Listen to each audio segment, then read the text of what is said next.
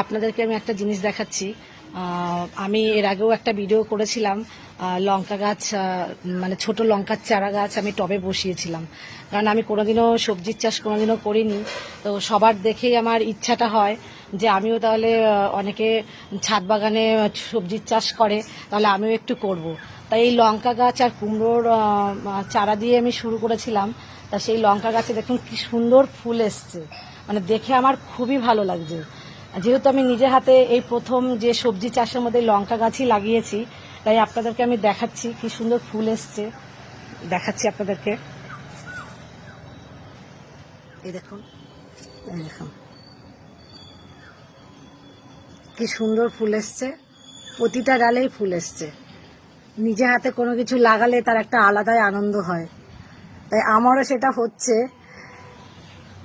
কেননা এই সবজি চাষের মধ্যেই প্রথম যে আমি এই লঙ্কা গাছ লাগিয়েছি, আমার এই দেখে ভালো লাগছে যে গাছটা বেঁচেও গেছে, আবার সে গাছে ফুলও এসছে। দেখুন কি সুন্দর ফুল এসছে, এটা দেখে আমার বেশি ভালো লাগছে। এই দেখুন,